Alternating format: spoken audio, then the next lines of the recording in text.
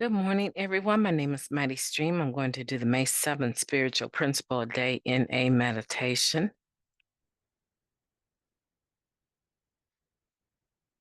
The title of the meditation, Powerlessness and the Second Step. By admitting our own powerlessness, we open our minds to an entirely new ideal, the possibility that something greater than ourselves might be powerful enough to relieve our obsession to use drugs. That comes from It Works, Step 2. Our literature describes how the second step helps us to fill the gap created when we admit our powerlessness in step one. If we are powerless over our disease, what can we do about it? For many of us, simply seeing there are other addicts like us who have lost the desire to use is enough to open our minds to the possibility that something might be able to help us too, even if we don't know what that something might be. The catch to accepting help from a power greater than ourselves is that we have to stop exerting our own power first.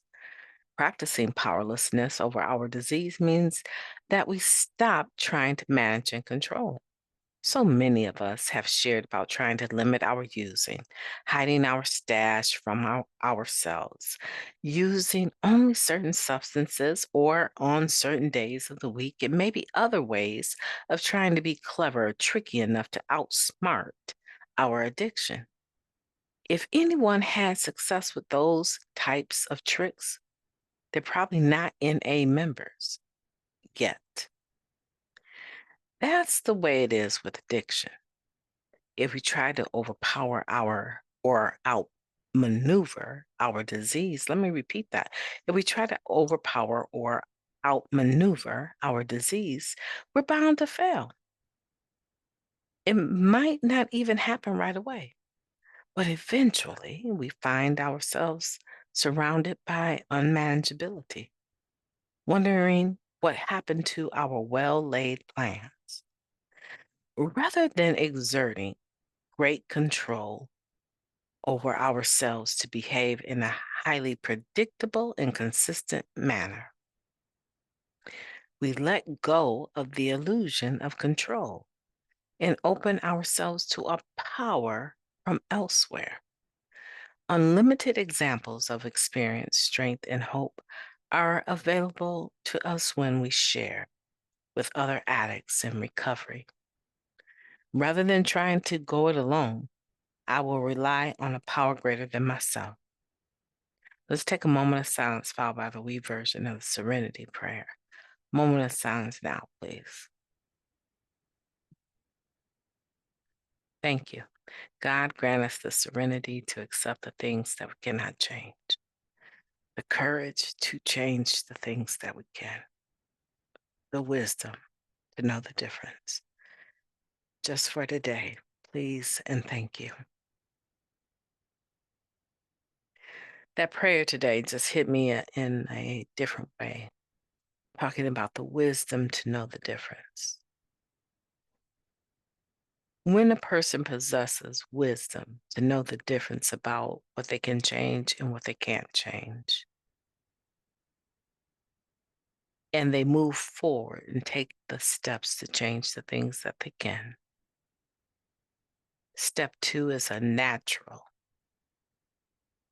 It is a natural step that follows admitting our powerlessness.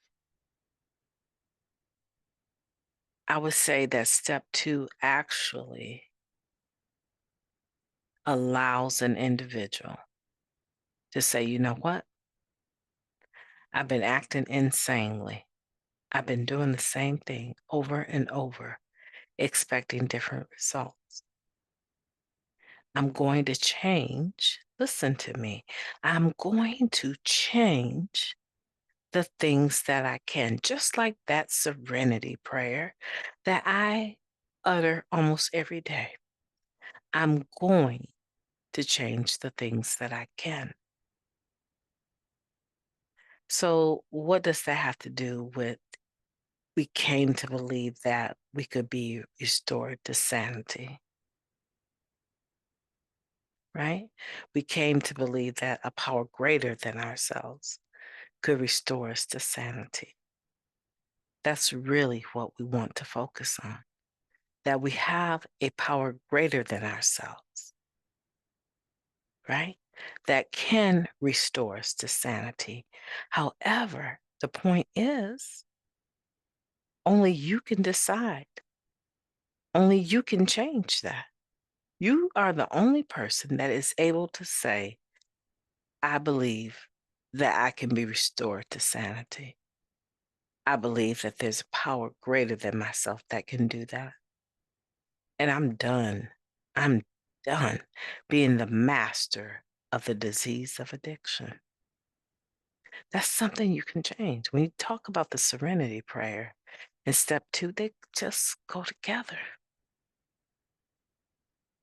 It's natural. Because if it wasn't, maybe I would have to say you're not an addict. I'm not an addict then, right? When I utter the serenity prayer, and I believe that step two is a part of my life, I worry a lot less because I trust my decision. I trust my decision to allow my higher power to restore me to what? Sanity. A lot of times we were out there. We thought that we could help ourselves. We could trick ourselves into using less by placing our stashes in inconceivable, unconceivable places that we just know we'll forget to even look or it'll be safe there. We've all done that. Can't tell you how many times I've tried to make my drug of choice go slower, right? So this second paragraph is relevant. It's relevant because it's giving you a sneak peek at how you used to be and how unsuccessful you were in managing your disease of addiction. Some people have a problem with that. They get an attitude. What? Me unmanageable? Step two, me insane? Child, please. That's not me. But oh, it is. It's all of us. The ways that it manifests itself are different. I grant you that. But this applies to all of us because that powerlessness, if I'm in step one and I admit that I'm powerless over the disease of addiction, right? What do I do next? What do I do next? Yeah, that's why it shares with us that step two helps us to fill that gap. You've got to get to step three. That's what we're trying to do, right? Well, we're trying to get through all of them, have a spiritual awakening. But it's in step three where you start to see that you're actually applying the spiritual principles of the steps of one and two, because in three, you turn your will over to the care of God, right? As you understand Him. You're trying to get to step three and skip straight through step two, not realizing whether or not you've come to believe that you could be restored to sanity. And you know how you know? Just think about your step 10. That's how you know. That's how you know. What does it have to do with any of this? Step 10 is a daily inventory, right? If there's a whole lot of mess on your daily inventory and you owe a whole lot of prompt amends, this process of powerlessness, this power, this process of believing that we could be restored to sanity is questionable if we have truly surrendered. I'm not saying that doing step two and step one and two means that you won't stop acting, that you will stop acting out. I'm not implying that because generally speaking, the newcomer is not going to stop acting out. until they feel the pain in other areas. But I'm just saying that there's tattletale signs of whether or not you've had a thorough working of step two. And if you're still finding yourself in messy situations with the people in and out of the rooms, you just might be saying that you can be restored to sanity, that you believe you can, but you may not actually have a deep knowing, right? That you can, because you're continuing to use your own power, exert your own power. You know, this meditation is, I don't know, it's probably, I'm not going to call it a 5-star, right? Because I've actually tried to tape it 5 times already.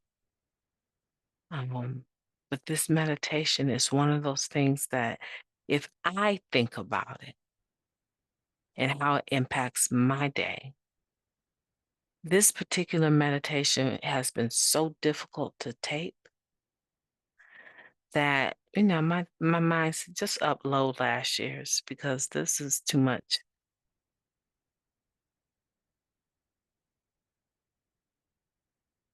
However, the way it has stirred my spirit to go ahead and look at my step one, look at my powerlessness, look at my belief that I could be restored to sanity, that a power greater than myself could do that. Take a look at that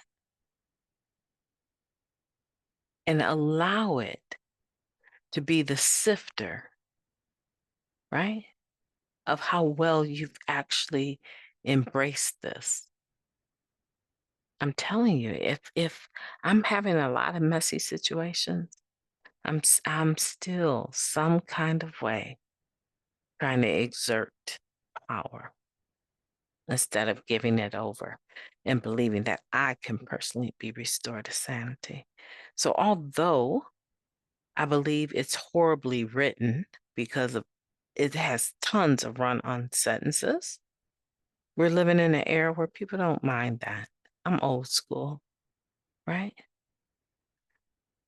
If I had given in to my irritation with this meditation, I wouldn't be able to have this epiphany today to use step one and step two, to use the spiritual principles of them to help me figure out how I'm doing from day to day. Yeah, the daily inventory is something else. Yeah, but we got to get there. We got to put one step, one foot in front of the other. Listen, family, I am amazed that I have gone this long with this particular meditation. But you know what? You know what pulls me, my energy into the meditations? You, you, you do. It pulls me into actually doing it and loading it up. It takes time to do that. It takes time. But you pull me into that. You pull me further into wanting to be of service. So thank you. I couldn't do this without you. I want to thank you for that because I truly do mean that. Well, you know, I probably could do it without you, but the outcome would not be as sweet as it is. And I don't want to do this without you. Let me say that. I just don't. Now, listen, I'm going to have a good day. I'm going to have a great day. I'm going to have an awesome day. I'm going to have a superbulous day. I'm going to have a magnificent day. How about you? I want for you to have the most wonderful day on purpose. Leave some comments down below. Be sure to like and share. right? I'm trying to get our community to the next level where they release some benefits and we will be able to do some things in a more interactive type atmosphere. Okay. So that's what I'm thinking. Take care. I will be talking to you tomorrow.